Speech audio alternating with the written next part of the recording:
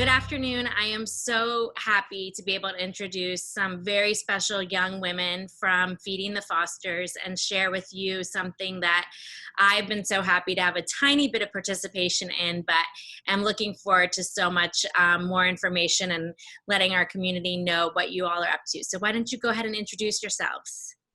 Awesome. Thank you so much for having us. My name is Samantha Kopek. I attend Tarpon Springs High School as a senior, and I'm so excited to be working on this with you all.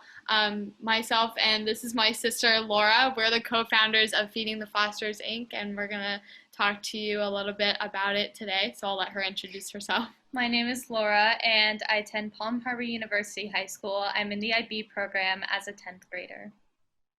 Great. Thank you so much. And I'll say that my experience was someone, I can never even remember who it was, just sending me the Mac Daddy of all sign up geniuses and saying you can help foster families by signing up for food. But just tell us about how you got started. Sure. I will go ahead and tell you the whole story. So a few years ago, we served Thanksgiving dinner at the Florida Sheriff's Youth Ranch, and it was right down the block from us, and we didn't realize how many people were going hungry and who weren't really having the same childhood experiences as we had with all these new games and toys, and we really learned how to be grateful for everything we had. So we started feeding the children at the Florida Sheriff's Youth Ranch weekly using our great-grandma's recipes. And it was a really good way for us to bond and spend time with the kids. So we decided to do that during the summers. And this summer, last summer, I went away to a music camp on a scholarship, and we needed to find more volunteers to help us feed these foster families. So we put a shout out on Facebook. We called it Feeding the Fosters, and a ton of people volunteered to cook, and we were so happy. But more surprisingly, 35 private foster families reached out to ask if they could also be receiving these dinners. So we expanded into a nonprofit organization, and we're at our 15-month mark as a nonprofit. So it's been quite a journey, and we're so thankful for all the community support we've received, especially the masks from you guys during COVID has been a real help. So we're just so grateful. Yeah, I could put that in here for DuPont Registry Tampa Bay, right? So at the beginning of COVID, your family was sick and your mom wrote an amazing essay, as only a great mother and medical professional could do, but we actually ended up sharing that on our website to give people an idea of what they could do and what they needed on hand. So it is good to see you looking happy and healthy and back being able to help with Feeding the Fosters. I know when I did it, I just had a small group of friends and we got together and everyone made part of the dinner, but that was nothing compared to the dropping it off and the gratitude and the excitement of the children at seeing, who was coming and what they were bringing.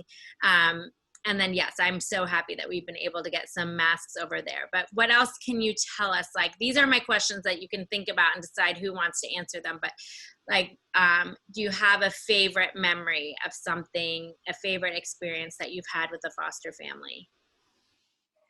I think my favorite is definitely the Christmas brunch. I know we're getting into the holidays a little soon, but last year we did a Christmas brunch, and basically we had the children come and shop for their siblings. So instead of really thinking about the holidays as a time where you get a lot of gifts, we tried to change the narrative and think about giving to your siblings and to the foster parents. It's always hard to get out when, especially the kids that don't drive, to be able to give back to their families for everything that they do for them. So we tried to give them a little bit of that experience. We had hot cocoa, and I think we could speak for both of us when we say the hugs from all of the kids at any point in time are just the most rewarding thing, and they make your heart, warm.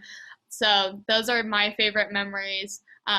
We are still planning on doing that brunch this year, but obviously within COVID regulations, having one family at a time and sanitizing everything, but we hope to still have the same kind of experience. My favorite memory, sorry. No, I was going to say, what's yours? Okay, yeah. My favorite memory is probably recently we did kind of a photo shoot day where all the families came to the Largo Public Library, I think it was, and we had a friend set up all of her photo equipment. She's a photographer, And it was really nice to take pictures with all of the families in front of the trees. They are getting those pictures for cards that we can send out to business partners and donors. So that was really nice. And we got all the kids, there was a cafe inside, so they got some hot cocoa and cookies. It was really fun. And if I'm right, it ended up being a beautiful day out, right? Yes. One of the, because we've had some scary ones lately that people have had some plans that haven't gone as well. But I know that that was awesome, and that there's so many people who wouldn't have their picture made otherwise. It was a great idea. What about the process of becoming a nonprofit? How did you do that? It definitely took a lot of work. We convinced a sponsor to donate the $1,200 in fees that it took to become a nonprofit. We had to file a lot of paperwork with our lawyers. We got our EIN number from the IRS last August, so August 2019. We filed paperwork with the Department of Agriculture since we solicit food donations, and we just started paying for liability insurance, which is definitely an administrative cost, but that just makes sure that everyone's safe since we're doing a lot of this out of our own house. We have a food pantry in our garage, and volunteers often come to pick up things from our house, whether it's Panera that's been donated or any number of things. So we just want to make sure everyone's safe with that, and those are a few of the logistical things that we do. And what's going to happen when you go away to school? Laura's ready, right? Yeah, she is. We're also hoping to put together a team of youth leaders that will help us with some of the administrative tasks, and we think it would be a great way to get more people from the community involved, especially being a student-led ministry. We think it would be really cool to give the chance to other people to kind of step up and take an active role in the foster community. I will not be going away for good, so I will definitely still be staying involved and helping with the website and all that good stuff, and being involved as much as possible wherever I may end up. Laura, I don't think that Samantha's going to share on her own. So are there any recent honors or accomplishments that you could let us know about for you all? Sure. So one of the biggest accomplishments, in my opinion, is just that we've got up to 35 private foster families, including one group home, which is the Florida Sheriff's Youth Ranch, and we have over 1,600 volunteers on our Facebook page. And all these foster families means that we can serve up to 250 individual meals every single night. So that's amazing, thinking about all the families and children who are getting to sit around the dinner table and have meals together every night like we do. And that wasn't ever normal for them, and now it can be. Also, we won this past summer the Brawny Giants initiative. So we got 900 rolls of toilet paper. 900 rolls of paper towels, and we also won some money, and that was great because every family got a roll of paper towels, which was much needed during COVID because of all the grocery store issues. Well, I think you have done such a wonderful job, and it's been so much fun to watch and to be able to participate. And now I'm thinking about what I could do. I think you probably need a lot of help Thanksgiving dinners, and I know there's an Amazon wish list. Can you walk our watchers, viewers through the next, through the holiday season, and tell us how can we help you? Sure. I'll talk a little bit about our Thanksgiving plans, and then Laura can give you the Christmas rundown. But for Thanksgiving, we're having sponsored turkeys from Crispy Cajun. They're deep fried turkeys for our foster families. So that'll be a different and new experience that we get to try. We have donors that are donating pumpkin pies and apple ciders and some sides, so that'll be a really cool experience. We're going to have a little drive-through where they could pick up everything in one felt swoop, and it'll be socially distanced and COVID friendly, so that will be great. And Laura's going to talk a little bit about our Christmas plans. Okay. So for Christmas, we normally try to give the kids and the families experiences instead of just material gifts like clothes and stuff. But we also have the Amazon wish list. So the kids have made lists of things that they would like for themselves and things that they would like to gift their family members, their siblings, their parents. So all of that goes on the Amazon wish list, and if it can't be found on there, it's just on their wish lists.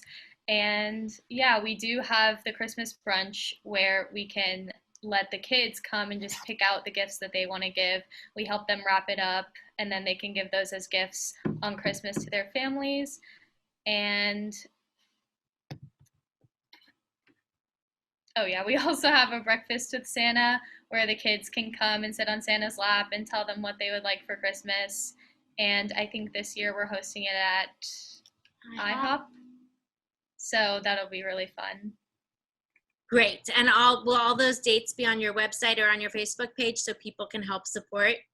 Yes. The breakfast with Santa is on December 5th at IHOP. So that'll be fun. That would be so much fun. I might have to stop by.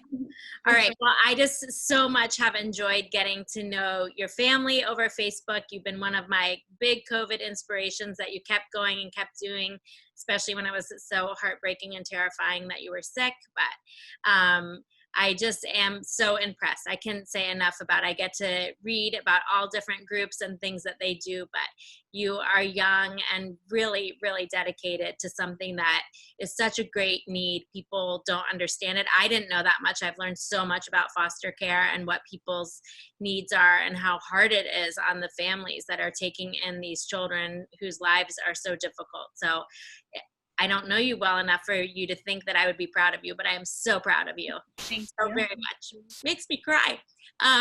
And I'm so looking forward to what everyone will be able to do to participate. I think this is the holiday season where people want to help the most. I know everyone's aching for something different to do, but what if what your different is helpful for somebody else? So we will get all the information together to get you support, and I want you to always reach out to us at the magazine where we have some other contacts and can probably connect you. I know I've got some experiences coming your way for the families, and I just thank you so much for your time this afternoon and for being with me. Thank you for having us. You're so welcome. We'll talk soon. We'll have to give an update in January or February of how it all went, okay? For sure. Thank you. Thank you. See you soon.